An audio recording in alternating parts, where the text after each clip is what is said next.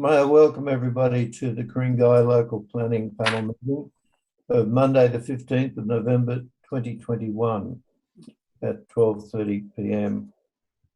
On behalf of the panel, I recognise the traditional custodians of the land on which we meet, the Ku-ring-gai people, and we show our respect to their elders past, present and future. For the benefit of those who perhaps haven't attended one of these meetings before, I'll read out the formal notices at the start of the meeting.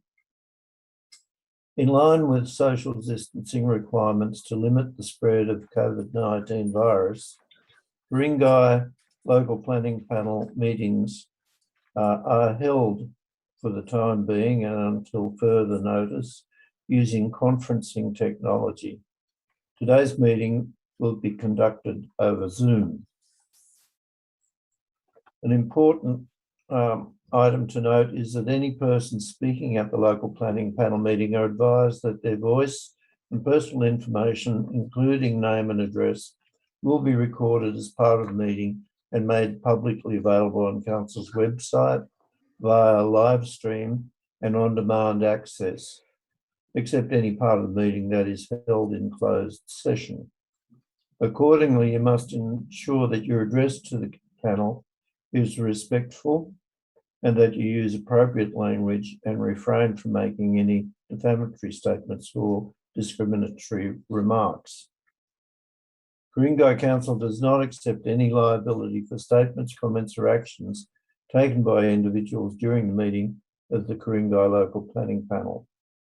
People connected to this meeting by conferencing technology are reminded that under the Local Government Act 1993, the recording of meetings by a member of the public using any electronic device, including a mobile phone or video camera, is not permitted.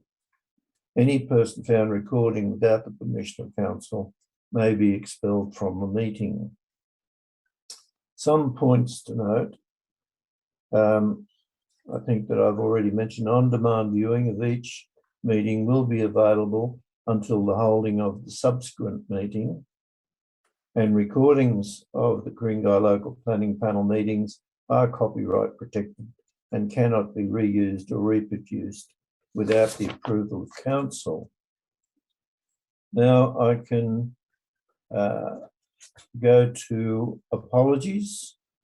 Any apologies received from either the staff or the panel members? I don't have any recordings of such, so I'll proceed to introduce the panel. My name is Kevin Hoffman. I've been appointed chair of the meeting today, and with us I have expert panel member Greg Flynn and community panel member Elaine Maliki. Now I should mention there is another member of the panel today, an expert panel member, Michael Levy.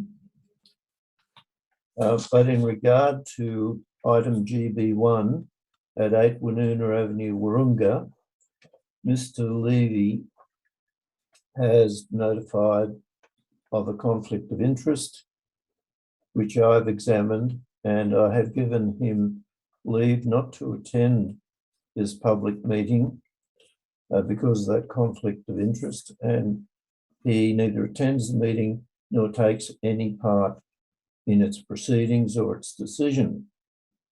There is a second item on the agenda today, item GB2 at 23 Gilroy Road, Turramurra, and Mr. Levy will attend the determination meeting of that item, but it will be determined in a closed session of the panel after this public meeting, as that particular item is not eligible to be determined at the public hearing. Now, could I ask Greg Flynn to introduce himself? Thank you, Mr. Chair. Yeah, my name's Gregory Flynn. I'm a registered town planner with over 35 years experience working in the development industry in New South Wales. having worked at state, local and in private practice, Mr. Chair. Okay, thank you, Mr. Flynn. Elaine Malachy, could you introduce yourself? Yes, Mr. Chair. Good afternoon, everyone. I'm a former Alderman, Councillor and Mayor of Ku-ring-gai over the course of 26 years. I was a member of the regional panel during that time and a member of the local panel since its inception. Thank you. Thank you. And perhaps I should explain my experience. I'm a former Commissioner of the Land and Environment Court of New South Wales over a period of 14 years. I'm also a qualified architect and town planner. And I suppose my experience extends over about since 1966 in a professional capacity. And since my retirement from the court some 10 years ago, I have worked on several panels of this kind, dealing with applications similar to the one before us today. And I've operated either as chair or as expert member. Now, turning to the agenda today, we can go to the first item. And it's item GB1, 8 Winona Avenue, Wahroonga. Consolidation of existing lots, conservation and restoration of a former group home and change of use to 2 by multi-dwelling houses, reinstatement of the tennis court and gardens, and construction of 8 multi-dwelling houses, basement parking and associated works. I might note that the existing dwelling and the gardens on its allotment are a heritage item under the Ku-ring-gai local environmental plan.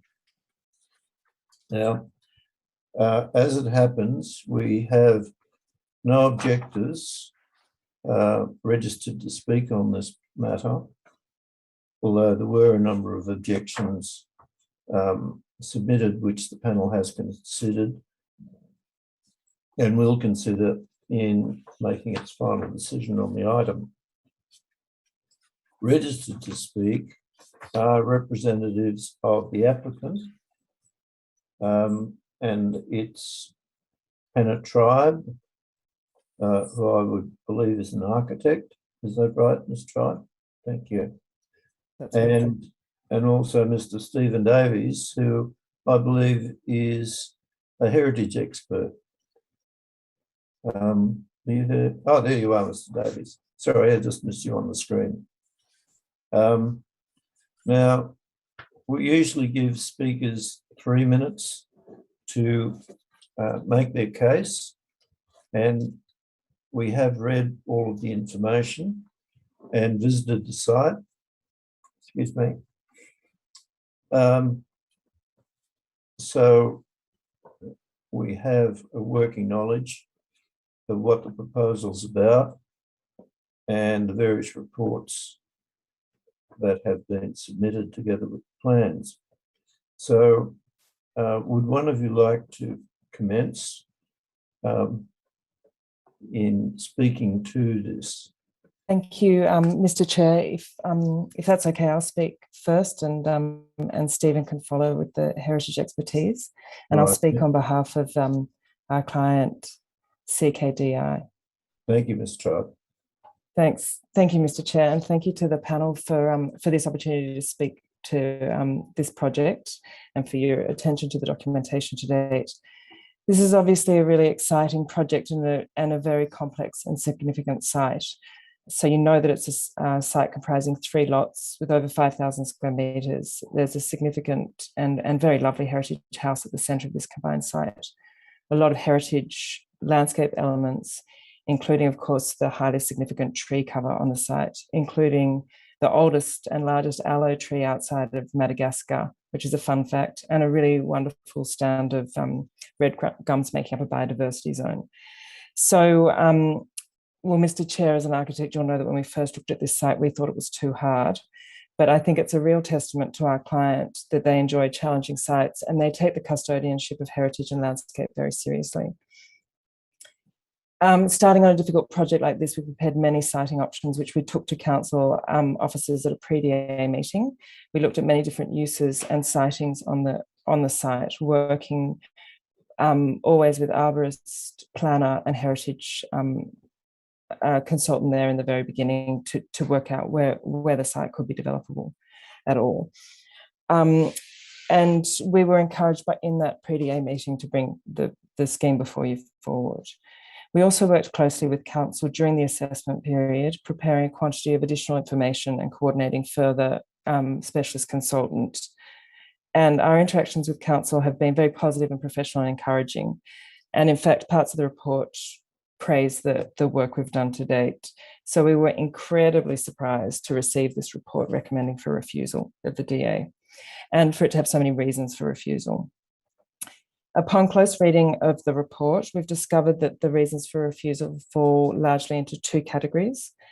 The first is, I would call, detailed technicalities and trivialities that I think would be more adequately addressed as conditions of consent, conditions of CC or a deferred commencement. I don't think they're reasons to refuse the application. I won't talk to any of those in detail, but I do have a detailed document at the ready if there are any of those you'd like to talk to in particular. I think it's worth noting that we've taken the report back to all the specialist consultants and they've stated that the reasons for refusal are all trivial in nature and can be addressed through condition of consent. So then the second category relates to non-compliances, and within this, and they're non-compliances with the DCP. And within these non-compliances, there are actually misinterpretations of the documents. And I don't want to be difficult about that. I understand that council's officers were assessing a set of A1 drawings during lockdown on small home printouts. So it's, it makes perfect sense that some of these documents were difficult to understand.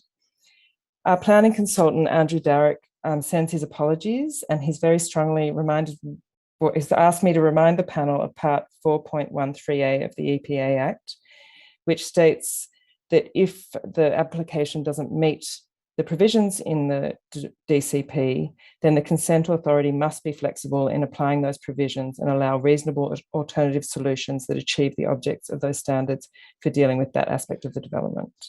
So his point is that the reasons for refusal are all DCP issues, but he believes that the council officers have not shown adequate flexibility in the assessment of the reasonable alternatives that the consultant teams put forward. So with that in mind, and sorry, Mr. Chair. Just can continue. Thank you. I think we'll have questions to you once you. Okay, terrific. We might deal with the questions to you first before we go to Mr. Davies. Okay, great. Right. The two issues I'd like to talk to are the front setback and the solar access. To be the most brief possible, we are actually, the report states that the proposal is not compliant with the DCP solar access provisions, but that's actually a misinterpretation of the documentation, and I can walk you through that.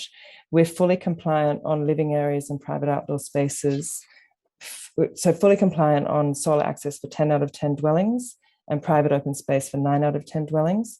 The non-compliant private open space is the adaptive reuse of the courtyard in the heritage item.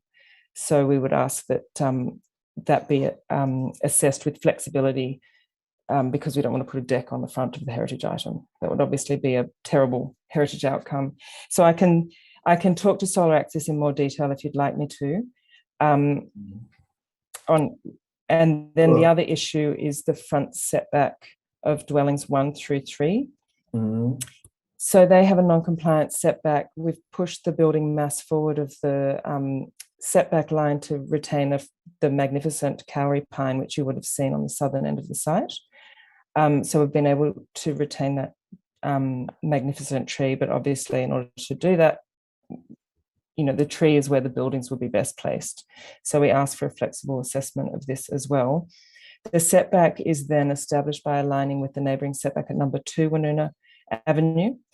And on close reading of the reasons for refusal. This comes up under several different categories: landscape, heritage, strict DCP compliance, and so on.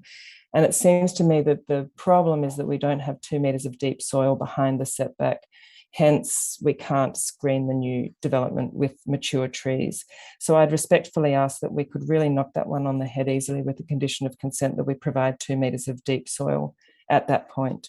And it's a matter of moving a path back a metre. We have the deep soil there. The boundary, the basement as shown is 2.65 metres back from the front boundary. So we're swimming in space to be able to meet the objective of the control there. And I'd ask that be assessed. So the solar access, Mr. Chair, I know I'm over time. Would you like me to speak to that further? Well, let's go to questions from the panel at this stage, and that may open the opportunity to talk about the other matters you wish to raise. Questions from the panel? Mr. Chair, I'd like to ask a question. Hannah, you talked about that it's a development control plan issue. Isn't the issue here, though, that it's seeking the use of the heritage provision clause to actually make the development permissible? And certainly the grounds for refusal suggest that the clause hasn't been satisfied by the proposal. What are your comments on that? So during the assessment period, council's officers requested input from a silk on this matter, and that was issued to council. Has that been in your pack? And the legal advice has been that that this is a permissible use in the heritage and change of use. Yeah, I got no problem with the permissibility, but you've got to still satisfy that clause, that the actual development is satisfying the provisions of that clause, and the report suggests it isn't. Right. Is that, Stephen, is that one for you? Yes, yeah, I could come back to you with some of those heritage. All right. Well, we'll keep that question for that later. Just another couple there, Mr. Chair.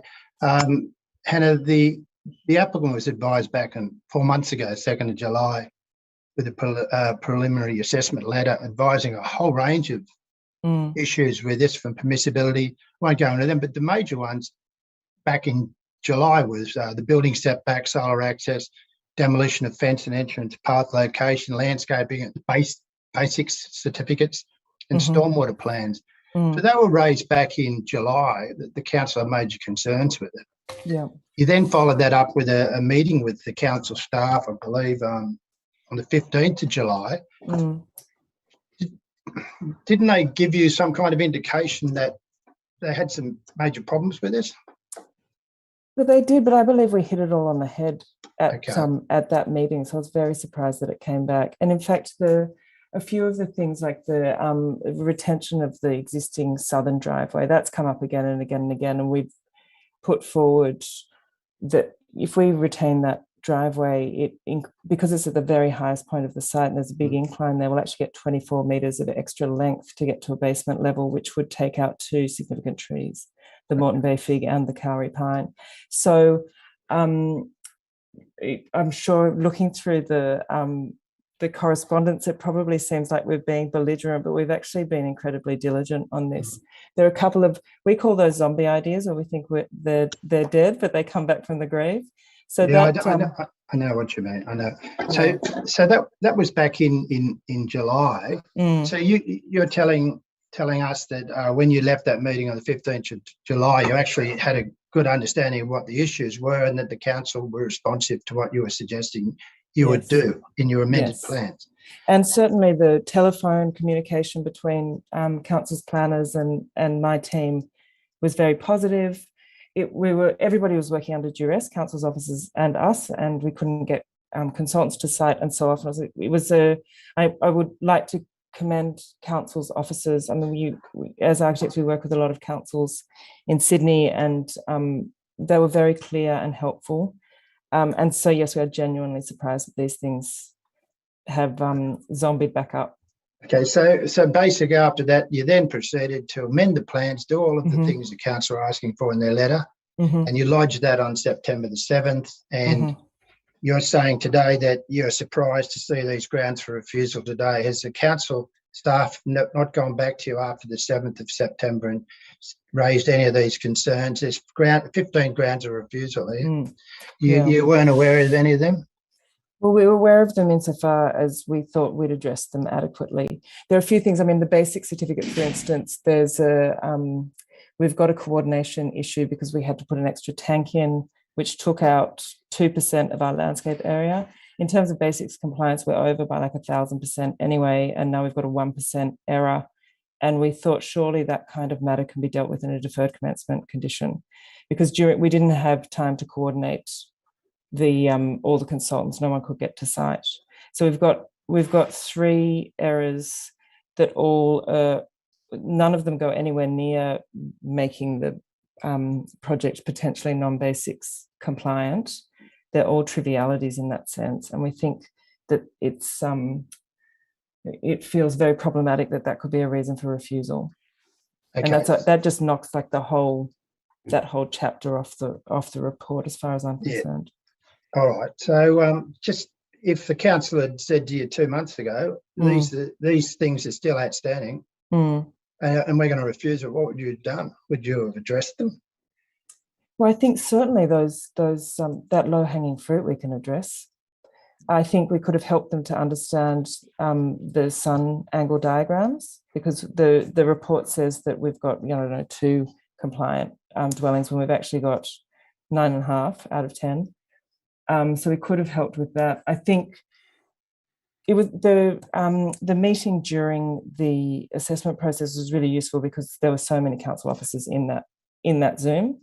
So where there was a clash between heritage and accessibility, for instance, or arborist and landscape, they could kind of fight it out in a more sophisticated way. And whereas it feels like it's this recommendation feels really siloed and uncoordinated, and it doesn't take into account the particularities of this site. I think one of the biggest ones, I don't know if Stephen will talk to this, is that the primary face of the heritage item is actually at 90 degrees to the site boundary, which means that we treat heritage, we can't use a kind of numeric diagrammatic approach to heritage setbacks. And we talked through that, and that was accepted by Council's heritage officer.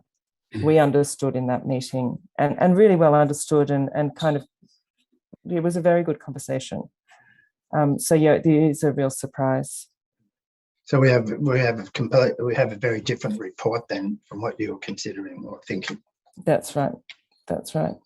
I've got no further questions, Mr. Chair. All right, Elaine? No, I'm happy to listen. Thank you. All right. I have a question I think is probably related to both architecture and heritage. In the design of the units, or the terrace houses, I should say, townhouses, council seemed to draw attention to the fact that I would almost call it an articulation issue. The council said in several places that the balconies extended the full width of the townhouses, whereas the council seemed to think that they should not, in accordance with their DCP and other controls. And to me, that was an articulation issue. And I must say the profile of the buildings is very rectilinear and very, can I call it square? And there's a particular profile taken down the street, looking at both the townhouses at the street level and the heritage item, and then the other townhouses behind the heritage item. And I find it a bit difficult to find a sympathetic treatment of the new buildings compared to the existing heritage item. I'm wondering if you can both comment on that concern that I have. The language of the new townhouse development is derived from the original, and it's Stephen described the house in an interesting way. It has a really sophisticated and very beautiful interior, but it has a heavy and solid landed quality in its brickwork and its 30-degree pitch roof. And that was something that we were using to inspire a kind of contemporary reinterpretation. So we've used a similar brick. We're lining up with the heritage datums on dwellings 6 through 10, where there's a real adjacency between the two, so that we have a gutter line, roof line, brick band all matching. And we've really used that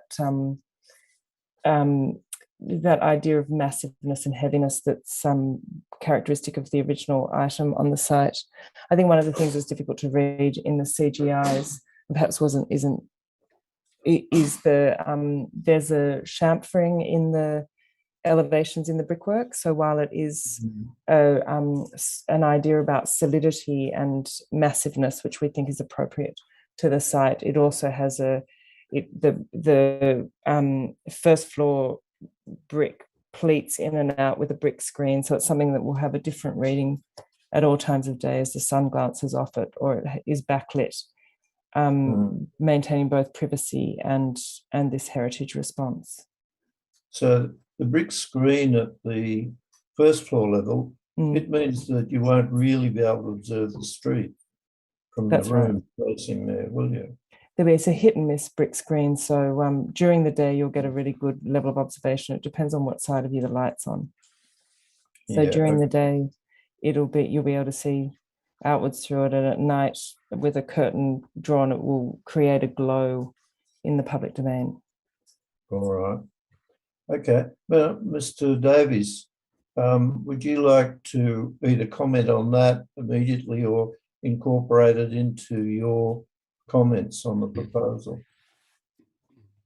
Thank you, Mr. Chair. I think that Ms. Tribe has adequately, I think, answered the issue about the nature of the new dwelling. I mean, the council, first of all, Stephen Davies, I'm a heritage consultant. And for the other members of the panel, I was a former chair of the Heritage Council of New South Wales, and I'm also an alternate chair on 2 local planning panels in the Sydney region. So, we take these matters very seriously. Reading the report, I just want to say that I'm surprised also at the recommendation, because as you read through, the Heritage Officer is very complimentary generally of the amount of work we've put into this application through the conservation schedules and the heritage impact statements that have been prepared, which have treated this very much as a heritage item. And we've also been very cognizant, I suppose I have, and I think Hannah said earlier, when you get to this site, it is very difficult. And part of that difficulty is... Sorry, I've missed a couple of words there. You said when you got to the site... Yes, we also realised how difficult the site it was, because it is 3 separate, at the moment, it's 3 separate lots. To actually try and develop those lots in accordance with the heritage item is extremely difficult. And I think that by amalgamating the site and providing a process where you actually examine the heritage elements of the site and then work out where you can actually locate something, and Hannah's been through this in great detail, was extremely difficult. And it was mostly dependent on the advice we got from our arborist, and because of the significant landscape elements. This has, provided huge constraints over the entire site. And so it was a difficult sort of and complex matter to achieve the conservation of this building and new development to support that, instead of having, say, letting this house have a driveway down the side, which was unacceptable from a heritage point of view, to get to one of those lots, then to have a large 2-storey house perhaps on another part of the lot, which then had to deal with the constraints of the vegetation. So we felt that this was a very sophisticated, I suppose, result from the architects and the applicants who were prepared to work with us right through these matters. When you actually come to the heritage matters that were raised, one was excavation at the rear, and that's easily dealt with by an engineering methodology, and the excavation is not such that is not normally acceptable on a heritage item of this type. The original front fence to be retained and repaired, it's in poor condition. We're going to restore that using existing materials, and also, provide minor adjustments for car parking. And I think a lot of this comes back also to the landscaping. At the moment, it's inaccessible and uneven. The proposal is to use all the original and existing materials and realign and ensure that they complement in a relayed way the existing materials. So that's the stone path, the bathroom too. We're very happy for it to remain intact and only be repaired. The foyer, they've asked for detailed internal elevations, which is quite unusual. I mean, that could be done as a condition of consent, but however, we have prepared very detailed conservation schedules for this building, and we believe that all those internal details will be retained and restored. To have a new kitchen detailed, we can't quite work out why that detail plan is actually required, but that could be a condition of consent.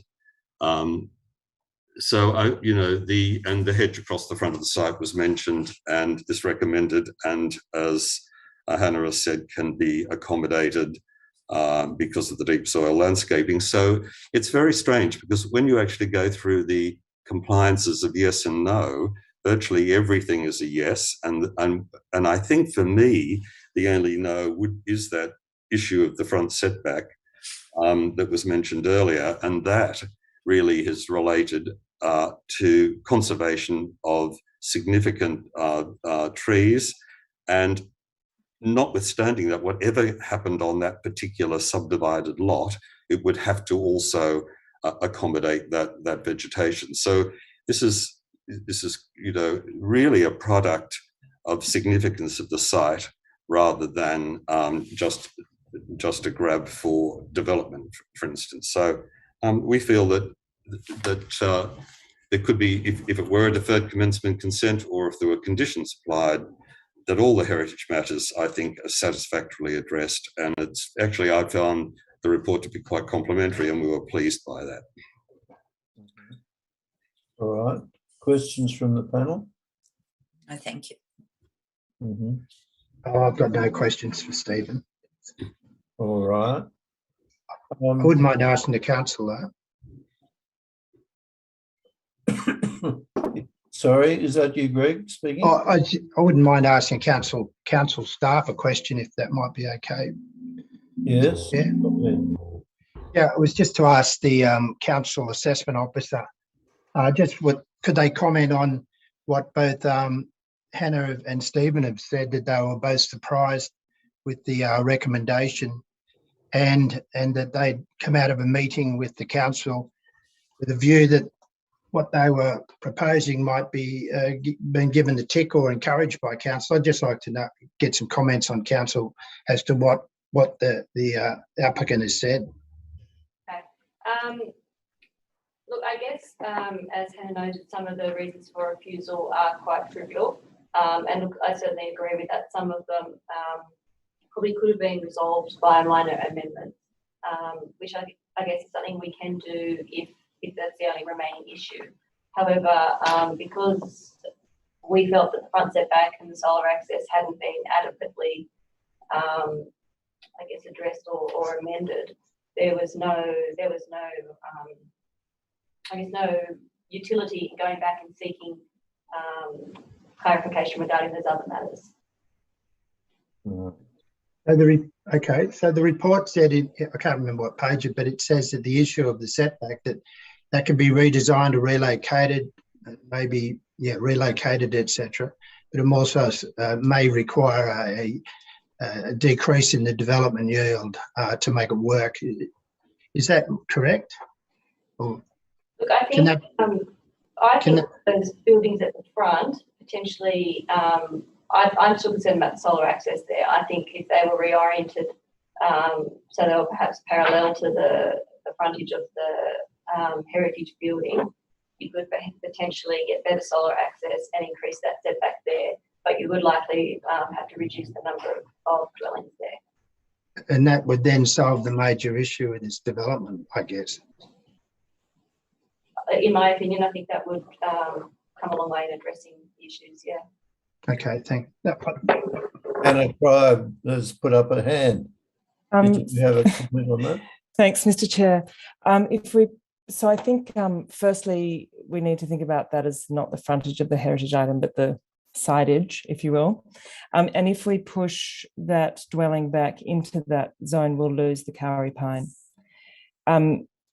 which I think would be unacceptable. Then on the question of the north-south orientation, this has come back. This is one of my my zombie ideas, Mr. Flynn.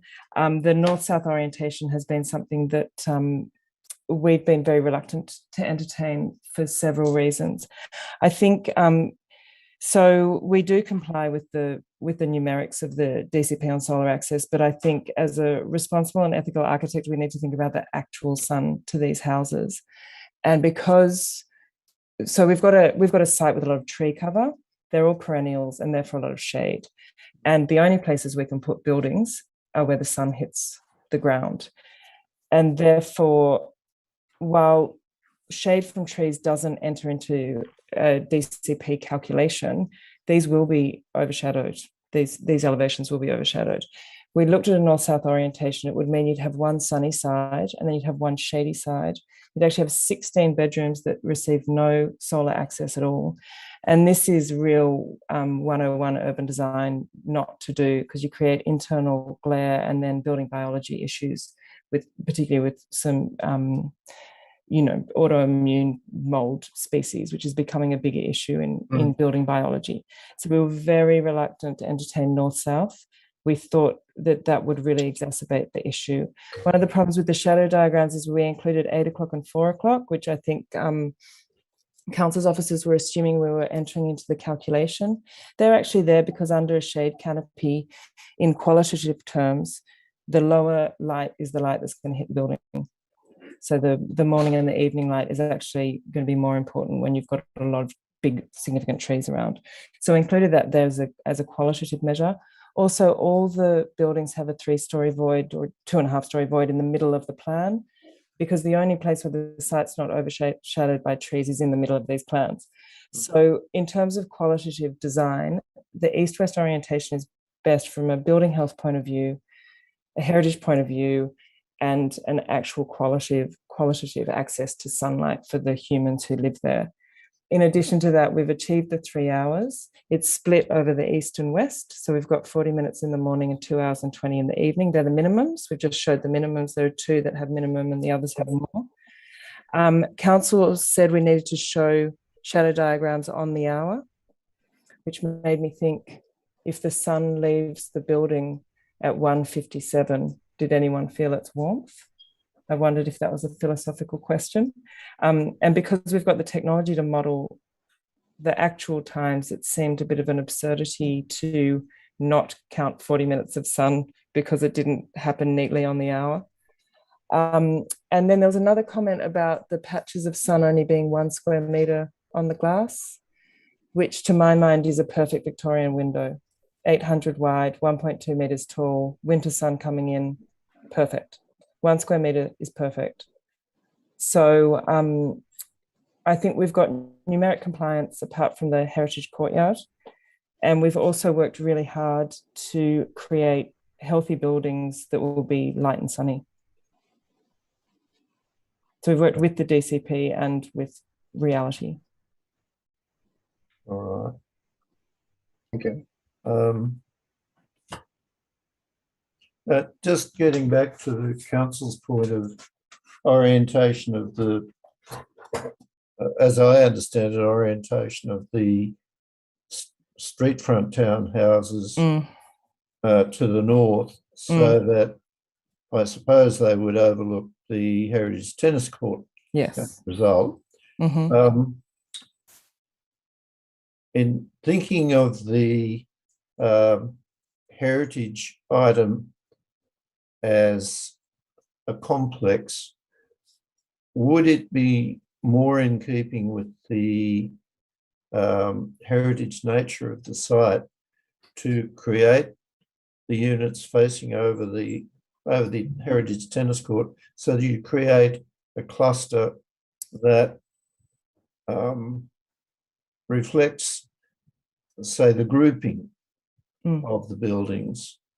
I think that's Whereas by having those terrace houses facing the street, you sort of turn your back on the heritage item. It is an interesting site in that the heritage item building doesn't face the street; it faces north. And I'm just wondering about the cluster effect of, if you'd like to comment on that. So we did work with Stephen and his team closely on that, and the immediate adjacency to the heritage item is its back, which is, you know, it's all made up at the front, and the back's kind of deteriorated service elevation of much lower heritage value. And so in the kind of urban domain and street context, this building almost has a closer relationship with the building to the south, where we're establishing more of an urbane and civic address to the street. And I think letting the heritage item be an anomaly is probably well, you know, we obviously think that is probably a better response to its particularity and uniqueness, rather than letting the whole street turn sideways. I think it would be, in terms of terrace house typology, to have a corner expression or the long elevation expression to a street feels quite unusual. That would be something you'd see in a terrace development that would, you know, that's how you treat the corner of a block. Whereas we're in the middle of a block, and it would feel, I think, a bit jarring to have the side elevation to street in urban design terms. But ultimately, we've been looking at this in building health terms. And I think it's, and we'll also, if we face the neighbours, we've been very clear about not having a lot of windows on that south-facing elevation, because all of the apartments to the south look across the side boundaries. So they get the beautiful shared landscape aspect. And I think it would not be great to ruin their privacy. The solar assessment also states that we're overshadowing that apartment building, but you can see from the sun angle diagrams that that's not the case, and that they have their sun retained from 940. Yes. I think I suppose what I'd like to impress upon the panel is just how much testing and iteration we've done, and how supportive the client's been of that. And we did, so council brought in the pre-DA, they brought the north-south orientation, and it's a DCB objective, but I think it's probably a pretty blunt reading of that objective. So I think maybe optimizing the sun in the north might not necessarily mean orientating a long, thin building north-south. I don't think that's the best outcome for the occupants or for the street in this case. Okay. Mr. Davies, did you want to add anything? No, nothing to that. Thank you. All right. Thank you. Other panel members, would you like to ask any further clarifications? No, thank you. I have no further questions, Mr. Chair. All right. So if that concludes the public component of this panel meeting, the panel can go into closed session to make its determination. So that being the case, I can close this public portion of the panel meeting today. Thank you for your attendance, and the panel can go into its closed session to deliberate on the outcome. And I think, as mentioned, usually within 48 hours, the panel's decision will be on the council's website. Okay. Thank you, Mr. Chair. Thank you very much.